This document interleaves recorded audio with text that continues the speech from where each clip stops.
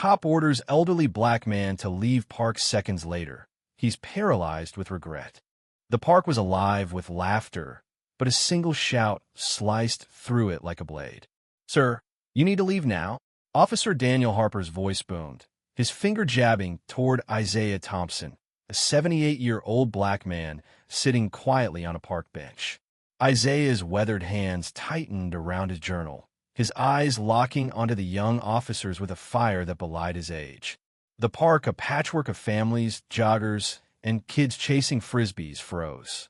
Every eye turned to the unfolding drama, the air thick with unspoken accusations. Isaiah had come to this park every Sunday for 40 years. His routine was sacred: sit, write, reflect. The bench, worn smooth by time, held memories of his late wife, Clara, and their dreams of a better world. Today, he'd been sketching a poem about hope when Harper, barely a year on the force, stormed up, his face flushed with misplaced certainty. "We got a call about loitering," Harper barked, his radio crackling. "This is a public park, but you can't just sit here all day." Isaiah's voice was steady, laced with decades of endured indignity. "Son, I've been coming here since before you were born. This bench is more my home than yours." The crowd murmured, some nodding, others whispering. A young woman, phone raised, began recording. Harper's jaw tightened. He wasn't used to defiance, especially not from someone who, in his mind, didn't belong in this gentrified corner of the city. The call had come from a nearby resident, a vague complaint about suspicious behavior. Harper hadn't questioned it. He'd seen Isaiah's gray hair, his faded jacket, and made a snap judgment. "Move, or I'll make you." Harper snapped, stepping closer. His hand hovered near his taser, a reflex born of training and bias. Isaiah didn't flinch. He opened his journal, revealing pages of poetry, sketches, and dreams. "This is my story," he said, voice rising. "You think you can erase it?" The crowd pressed in, a living wall of witnesses. A mother clutched her son's hand, whispering about fairness. A jogger slowed, shaking his head. The tension was a living thing, coiling tighter with every word. Harper's face burned. He'd expected compliance, not a sermon. "I'm giving you 10 seconds, he said, but his voice wavered. Isaiah stood, not out of fear, but to meet the officer's gaze. "You see me as a problem," he said, "but I'm just a man living his truth. What's yours?" The question hit like a punch.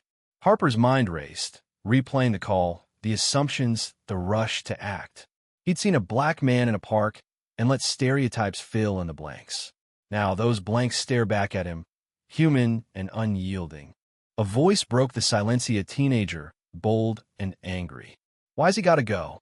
He's not hurting anyone." The crowd rumbled in agreement, their voices a chorus of dissent. Harper's hand dropped from his taser.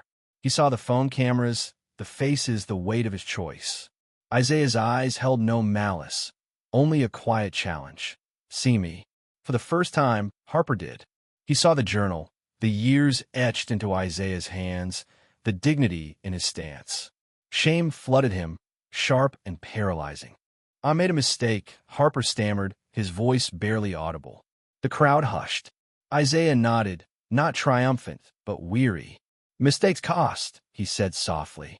"They cost us all." He sat back down, reopening his journal. Harper stood frozen, the weight of his badge heavier than ever.